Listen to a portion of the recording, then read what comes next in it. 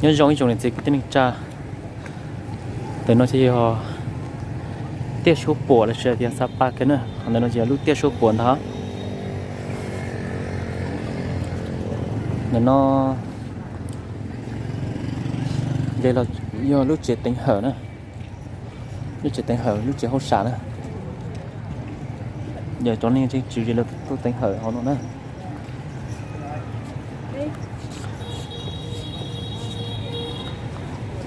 lúc nào chỉ là Sapa nó thì nó thế dùng lấy thì tôi chụp bỏ khuôn à thì dùng lấy rồi lắm hả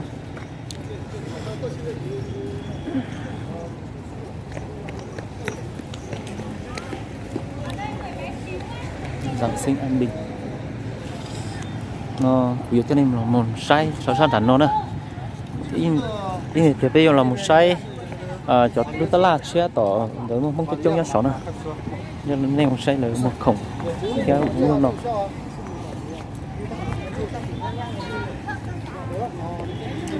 là nó không chốt cờ đó sẽ lên mua khổng thế sẽ đều đã chịu thì nó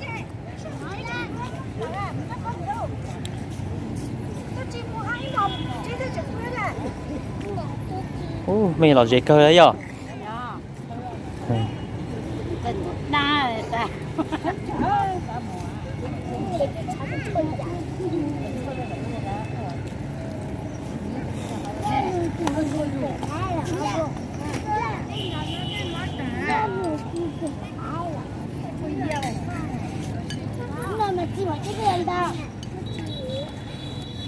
tôi mình nhập pin gì lúc xa nhau nữa nó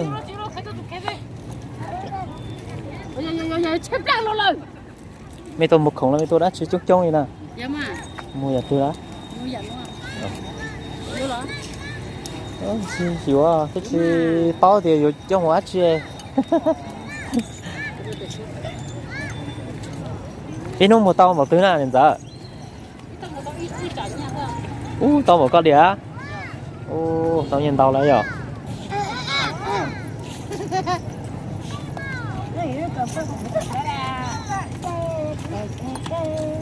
để lúc ta này mong số bổ hú chả lúc nào lúc ta số bổ lắm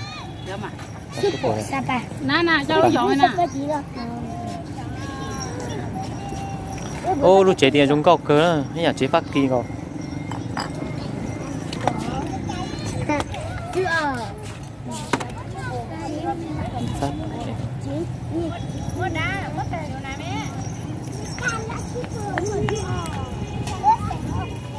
từ sau nó cuối chân này pe một sai lúc ta lát chia nhau rồi sát tỏ tỏ nè lọ chỉ tiền nó nhau rồi sập bàn gì nó tí một khoa tí mua nên cái gì xí đây cho nên cứ theo chống chập lời còn tụi mình nhận sai nó hết hụt trà cái trò chơi này lên một khổng chất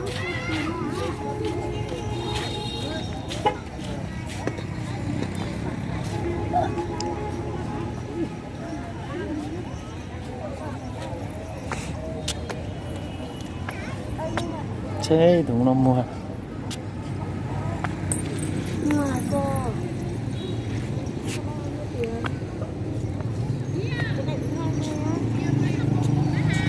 cái máy nó một khổng á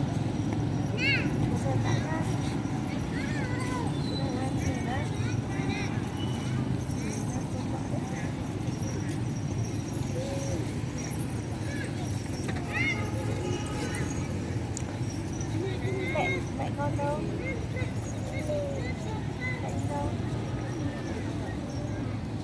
làm nữa cháu ra đây được đâu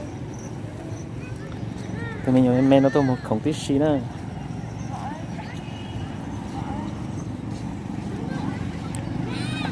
cho mấy nhận thấy nó cũng tới một khổng cơ nữa nhá đồ sập bàn à nếu con cá cho men đâu cho tôi mua chè cái này con là vô cơ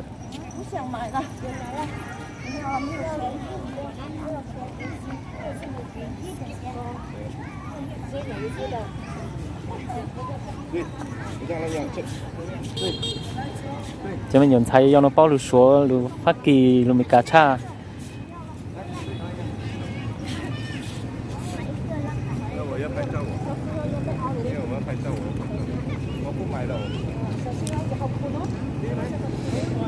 ta sẽ nó của cho này bé là một sai bên chi là một trò tỏ lúc ta là chia ở gặp mong nhau cho trong nè chứ lúc Sapa nó là dỗ là lớn môn trong lon nó chỉ lời ta tỏ kho Sapa cho nó thấy nè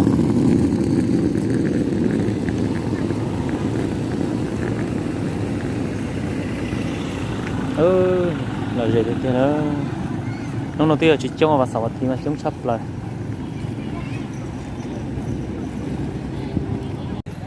แต่ฉันนอนลูกหน่อยลูกตาลาเชียอ๋อยอดดอกสับป่านะที่เล่นรอดชับปล่อยมันพยายามมองจ้องจับไปยอดหัวนอนท่านน่ะไม่ได้รอมันจริงใช่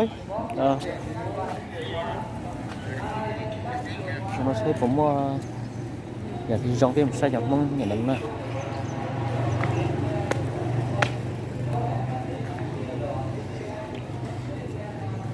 โอ้ยยักษ์ขอติดตัวน่ะต่อเถอะ hả? Ồ, nên tôi mua chưa? Bút chưa vừa, tăng của phụ con, này giống cái tệ của nó. Cháu chua con một lọ hả lọ? Rong á chị? Ồ. Món sa món gì tụi xá? Thế chị bóc xí làm giờ ơi hả của nhớ tỏ một cái chạy thôi một tổ xí thôi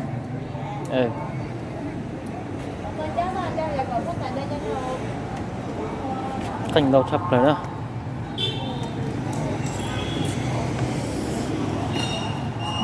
mình chỉ sẽ chọn nó mong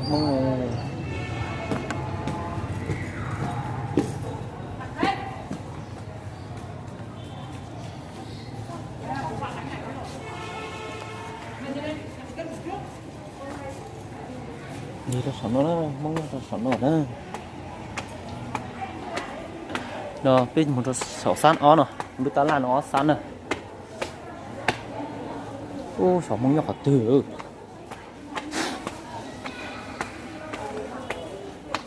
cái là gì một khổng mông có xứ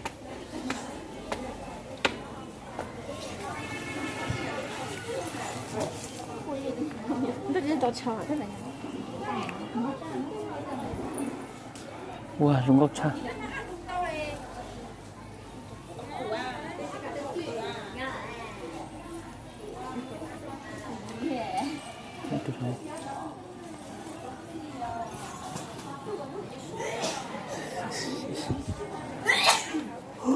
Mình cho cậu được đúng gốc thể. Nhờ. Thì cho thằng xong thì tôi mua. Cho nó ít lúc đi chán à, cho mình nhỏ dao nè. Gì đi à? Dưới đồ mua miếng xài nè, dưới đồ miếng xài. Thế chỉ tao mua miếng nhiều à? Tao là. Ê, sao con mua thằng đó nói con mua cái gì mua con dao chọn nó nè. Chứ cháu lên lý sư. Sao tao nó tiền mong thế chưa?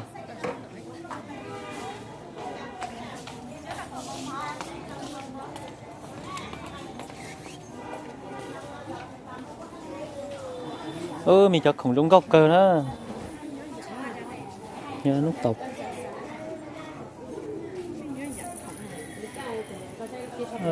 con nhẹ không con nhẹ góc sữa à dầu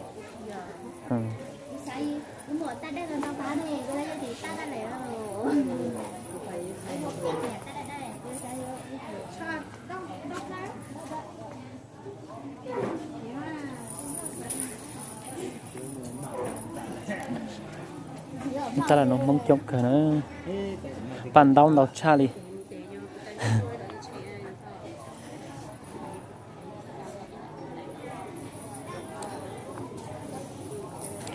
sai cho sao tận nó một khẩu là bao lâu này mua nhà tư đó có phải khẩu tí nó đó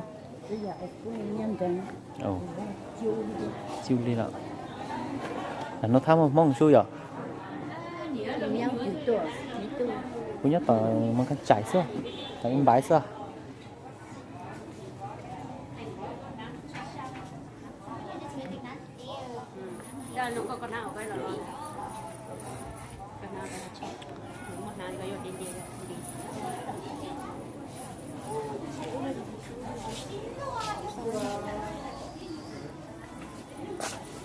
Này cho sao tận nó chứ.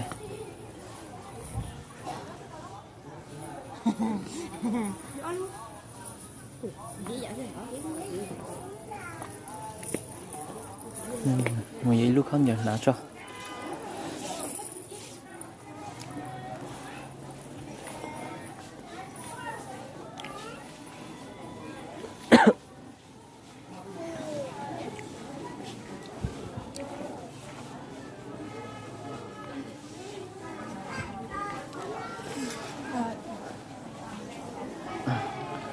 Người cho sao là nó sẽ nó trong hình cầu đấy. Một ta một linh đọc ra. Nên một khẩu lá. Giống có cơ nhỏ cho nên đã chi. Tao không trong cho nên lâu đó. Mấy giống món sapa xì cho đất đây nó lọ. Ê, bé nói lũ lũ cái chán à, người ta. Cho nên nó này muối lũ chán này. Cho con em ôm múa mà. Mua nó phát kỳ vô là mua nó món à.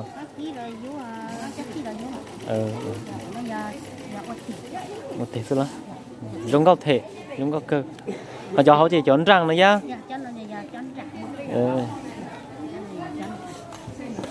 Chọn răng. Mà cho nó mới mốt phong đua là ít là trong nó. Cái này ta luôn này. Ta nhân chua giống gạo cơ nhá.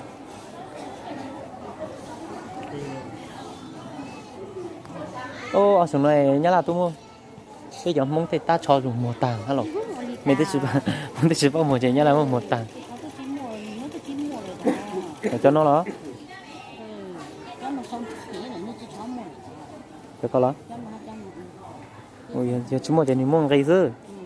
Cho nó ít đáy chả dư.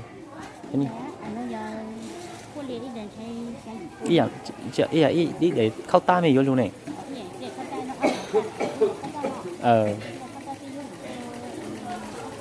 Ốc bùa đó. Thì ốc bùa thì có mua tàu nó mua thì kỳ lắm rồi chứ bây giờ để ta leo tàu này nó thì nó có trong một bùa pư đó.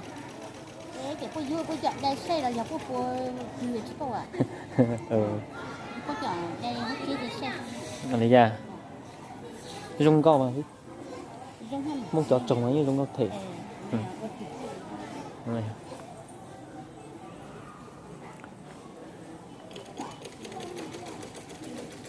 Luôn mỏ nó rung co cơ nó mỏ rung co đó. Cuối tính năng giờ đi vừa tao đông chỉ tao các khi học thì nó có quan điểm mà tôi vô nè chưa thọ thì cũng cú vô quan điểm đó cú cho mà tôi vô đúng không bốn người này giống các cái thế bố mua tao giống thế à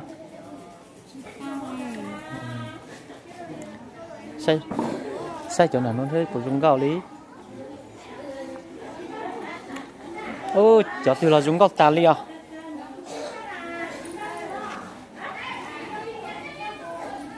cho nên cho mình ởตู้thêm mình nhận sai ít chế cho mình ởตู้có phải chứng nhân à lời nó nữa chi phù là giống gạo cười à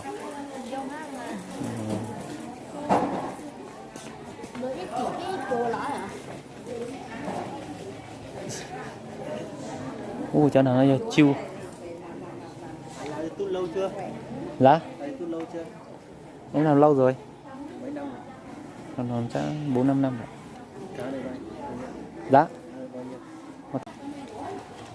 Cây lồng cao là cây mong con nhẹ à? Lồng cao hả? Cao hụt chán à?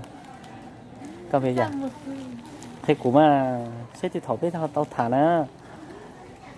Giờ mùa bên lúc bên rất xa. Cao hụt chán? là một cái nèo ô chỉ ra lên ô không máy pan xanh rồi bê trong cơ chỉ giờ bê trong cái mà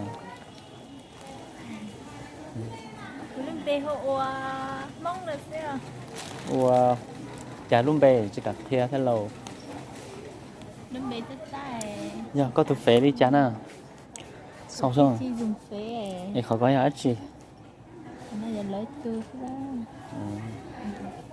chúng con nó này phế đu này chụp pu này đu phế thì nó bê cục bao bây giờ rồi to cái nhá tăm đường bây giờ ha do tắm đường ấy nhớ lúc xã thì nó Sơn Bình à nhớ kia là có đó cái nhá đàn à Sơn Bình bao cái khởi đứa cái tao gì thằng Thánh thành Gaza này ở đâu ạ ở đâu ạ cái này hôm thấy mấy cái thằng ở dưới này nó qua đây mà hôm mình lên 2 lần trên này không gặp đứa nào thằng con trai thôi nó một bé thôi có mấy thằng chuyên quay thế nó bảo đi tiền Thánh là cái này có em cờ nó hơi nổi mà anh không đi quay nó nhảy múa có một thằng Sapa Bắc Hà kia nó nổi này cái gì nhỉ thằng mông Lô đất Văn Hưởng ấy nó mông ấy nó có dân tộc Việt Nam đây đấy đúng rồi đúng hay rồi là mông tình yêu con nó tắt cái tiền rồi hai thằng sắp khóc rồi khóc trả anh đấy nói chung là cái rủi ro nhiều á nhưng mà người ta chỉ quét một tháng thôi mà sắc quên nó thì nó thay đổi ấy nó tắt xuống một tháng không nó lại bật thôi mà có gì đâu nó tắt nhưng mình giúp tiền bình thường thôi thế á? Cuối tháng họ thanh toán rồi mình vẫn giúp thôi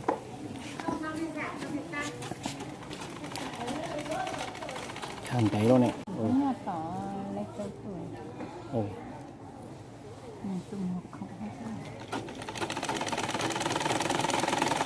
ấy mới sấy coi mua nó ô giống cười phụ bố mong thái thì vô bây giờ ta cho nó cho mong bố sấy to con nhiều trong cao thể à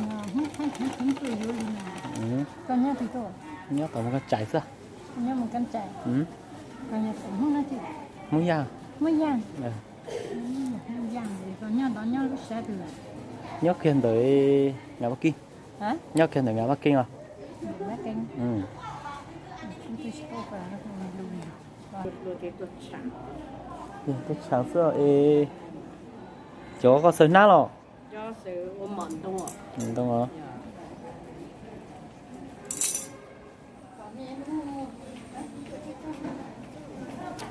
ở bên mua không giống gốc cờ nữa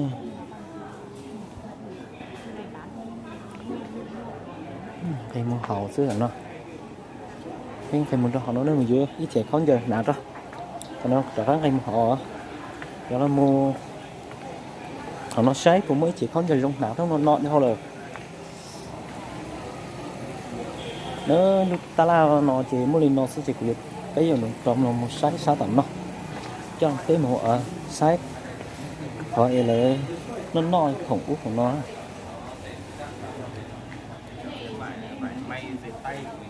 ô có thể nhiều cho dù hả xí xí hả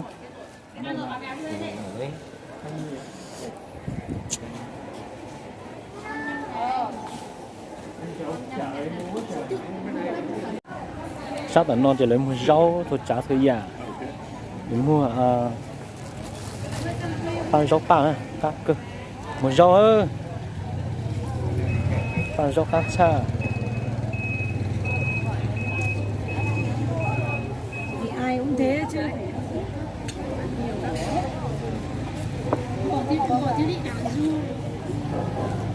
rau thì cắt chặt bơ đi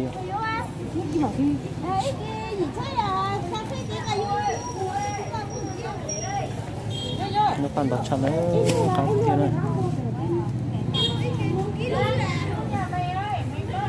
nó giờ phải nó phở nữa nó ít phở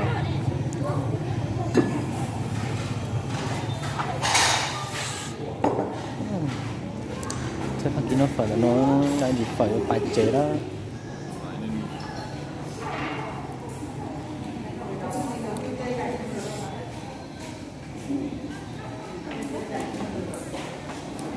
một đôi phải nó xếp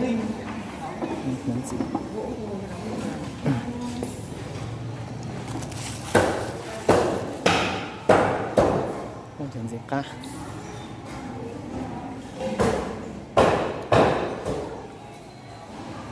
cái nó điều chỉ nó phở nhưng họ lưu hán nó